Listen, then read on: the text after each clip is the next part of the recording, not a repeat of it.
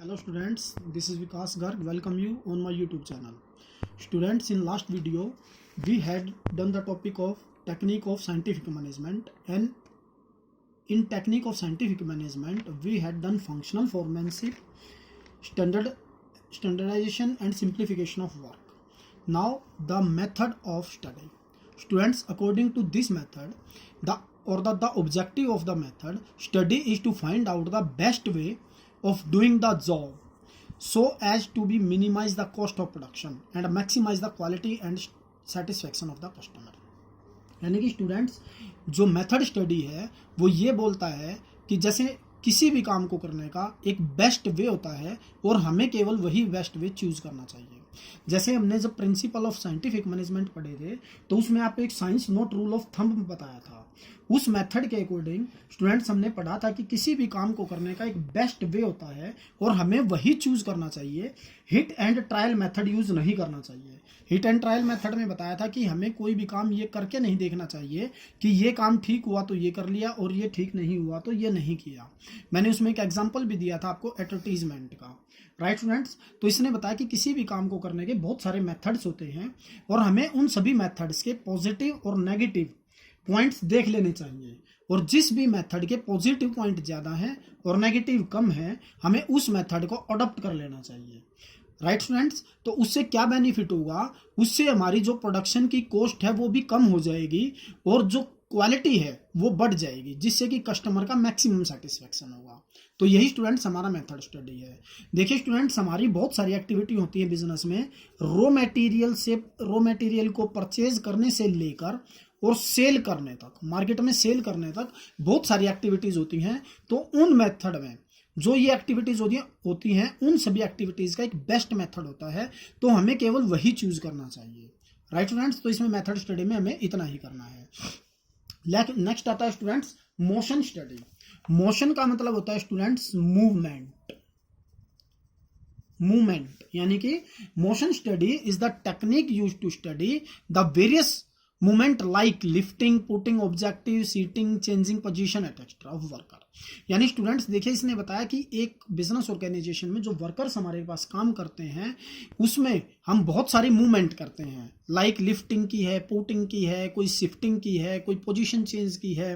तो उनके बारे में हम इसमें स्टडी करेंगे। तो देखिए इसमें बेसिकली 3 मूवमेंट्स में हमने डिस्ट्रीब्यूट कर दिया। नंबर 1 प्रोडक्टिव नेचर,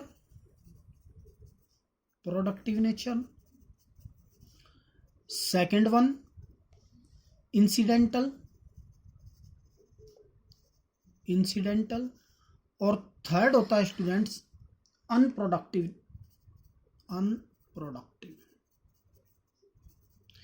तो जो एफडब्ल्यू टेलर है उसने मूवमेंट को 3 पार्ट में बांट दिया स्टूडेंट्स, मेथड, प्रोडक्टिव नेचर में, इंसिडेंटल में और अनप्रोडक्टिव में। स्टूडेंट्स देखिए, प्रोडक्टिव नेचर वो होती हैं जो एक कंपनी अगर प्रोडक्शन करना चाहती है तो ये तो हमें करनी ही पड़ेंगी, राइट।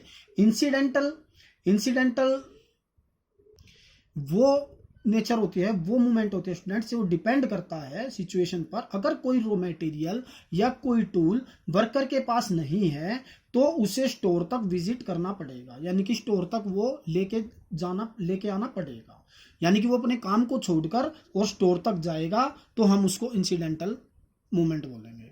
अनप्रोडक्टिव वो होती है स्टूडेंट्स जो हमारी बिजनेस में हेल्प नहीं करती, यानी कि बिजनेस ऑर्गेनाइजेशन में कोई एडवांटेज उसका नहीं होता। एग्जांपल के लिए मानकर चलें, अगर कोई वर्कर को कोई झुकना पड़े या एक पोजीशन से दूसरी पोजीशन को चेंज करना पड़े तो ये अनप्रोडक्टिव है, राइट स्टूडेंट्स। तो इसने एफडब्ल्यू टेलर ने बताया कि जो अनप्रोडक्टिव नेचर की मूवमेंट्स हैं उनको हमें स्टॉप कर देना चाहिए, राइट। और जो इंसिडेंटल है स्टूडेंट्स, देखिए हम इसको इग्नोर तो नहीं कर सकते बट हम कम कर सकते हैं। कैसे कम कर सकते हैं? अब जैसे मैंने आपको बताया, किसी वर्कर के पास कोई रॉ मटेरियल लेके आना है या कोई टूल लेके आना है तो स्टोर तक जाना पड़ेगा। हाँ, ये हो सकता है हम स्टोर और जहाँ जो प्लांट है जहाँ पे वो वर्कर काम कर रहा है वहाँ से लेके और जो स्टोर तक की दूरी है हम उसको कम कर दें। उससे कम करने से क्या होगा कि जो भी वर्कर वहाँ तक आने जाने में टाइम वेस्ट होगा उसका वो टाइम जो है सेव हो जाएगा। और जो प्रोडक्टिव नेचर है उसको हमें करना ही पड़ेगा स्टूडेंट्स। तो अब इसने यही बताया कि मोशन स्टडी में जो अननेसेसरी पोजीशन, अननेसेसरी मूवमेंट्स हैं उनको रिमूव कर देना चाहिए, जो वेस्टफुल जो भी एक्टिविटी हैं, जो अननेसेसरी मूवमेंट्स हैं उनको एलिमिनेट कर देना चाहिए या उनको इग्नोर कर देना चाहिए। राइट स्टूडेंट्स, नेक्स्ट है टाइम स्टडी।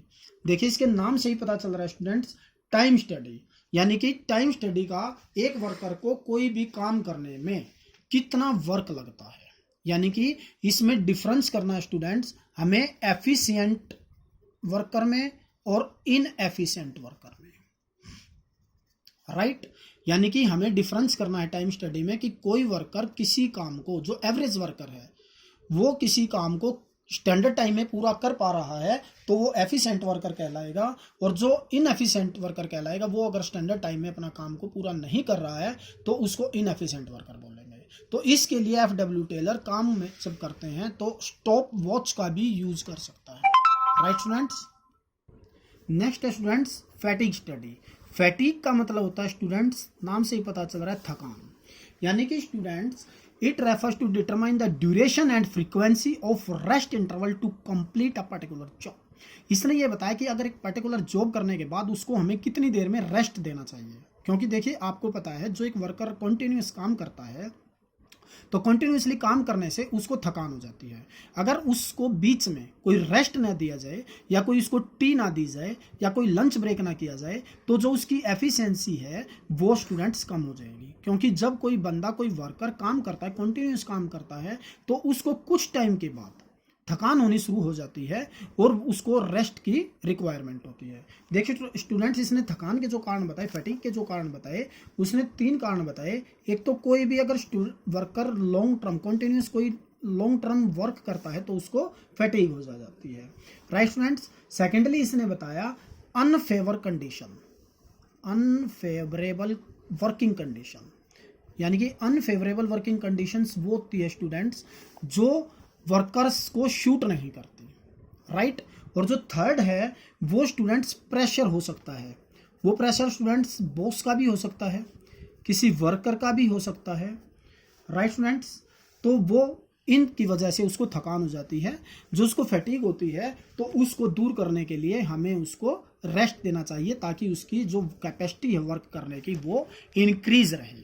राइट स्टूडेंट्स, और नेक्स्ट है स्टूडेंट्स डिफरेंशियल पीस वेज या डिफरेंशियल पीस रेट, यानी स्टूडेंट्स देखिए इसने बताया कि एफिशिएंट और इनएफिशिएंट वर्कर में डिफरेंस करने के लिए हमें डिफरेंशियल पीस वेज का यूज करना चाहिए।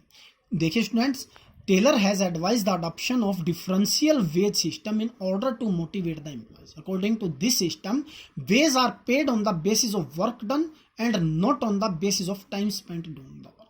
देखिए स्टूडेंट्स, इसने बताया कि जो एफिशिएंट वर्कर हैं उनमें डिफरेंस और जो इनएफिशिएंट हैं उनमें डिफरेंस करना चाहिए। इसके लिए 2 पीस वेज रेट इसने बताया, एक हायर वेज रेट, एक लोअर वेज रेट।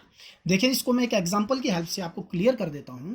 जैसे स्टूडेंट्स कंपनी ने बोला या ऑर्गेनाइजेशन ने बोला कि आपको 2 रुपीज पर पीस मिलेगा if you are production of 50 और more than 50 piece units, more than 50 units, यानी कि अगर एक वर्कर 50 या 50 से ऊपर कोई भी यूनिट्स प्रोड्यूस करता है तो उसको 2 रुपीज पर पीस मिलेगा।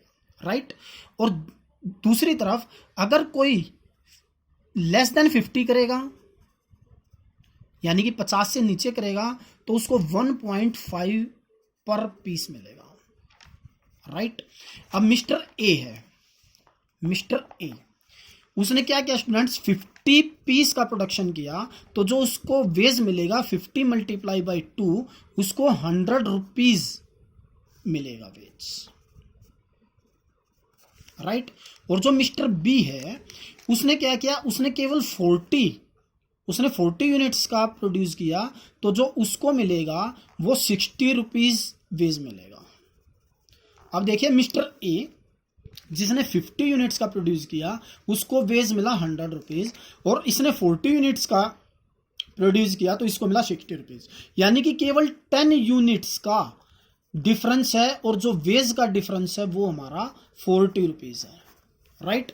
तो ये बताता है students differential wage piece system कि इसको एफिशिएंट और इनएफिशिएंट को हम डिफरेंस कर सकते हैं, और जो भी हमें वेज देना है वो टाइम स्पेंट के बेस पे ना देके जितना उसने प्रोडक्शन किया है उसके बेस पे दिया जाए, राइट स्टूडेंट्स।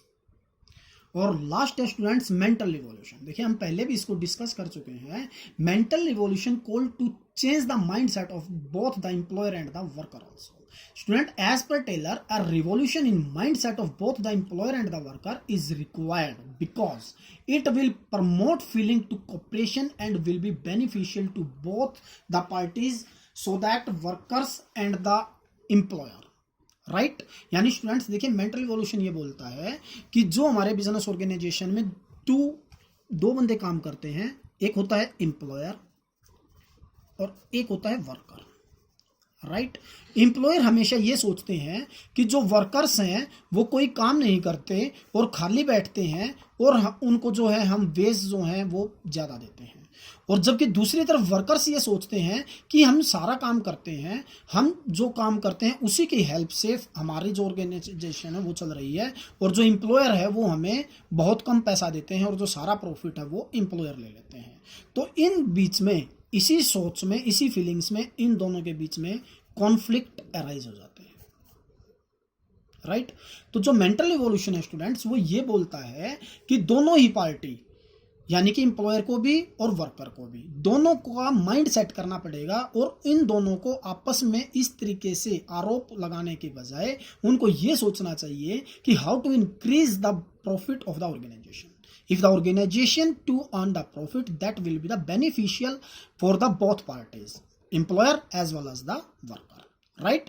तो ये यही बोलता है स्टूडेंट्स मेंटल रिवॉल्यूशन में कि अगर दोनों कोऑपरेशन से काम करेंगे, दोनों एक दूसरे पर कॉन्फ्लिक्ट ना लेके कोऑपरेशन से काम करेंगे तो वो दोनों पार्टीज के लिए बेनिफिशियल होगा। क्योंकि देखिए अगर फर्म में प्रॉफिट बढ़ता है तो जो एम्प्लॉयर है वो वर्कर्स को भी किसी ना किसी भी फॉर्म में, कोई भी प्रॉफिट पार्टिसिपेशन की फॉर्म में, बोनस की फॉर्म में, ग्रेच्युटी की फॉर्म में, लीव की फॉर्म में, कोई प्रिक्विजिट्स की फॉर्म में वो उनको प्रोवाइड किया जा सकता है। तो स्टूडेंट्स मेंटल रिवॉल्यूशन यही कहता है कि अगर दोनों पार्टीज आपस में कोऑपरेशन करके चलें तो जो बिजनेस ऑर्गेनाइजेशन में एक रिवॉल्यूशन आ जाएगा और जो प्रॉफिट है वो इंक्रीज होंगे। That will be the beneficial for the both parties, that is the employer and as well as the worker.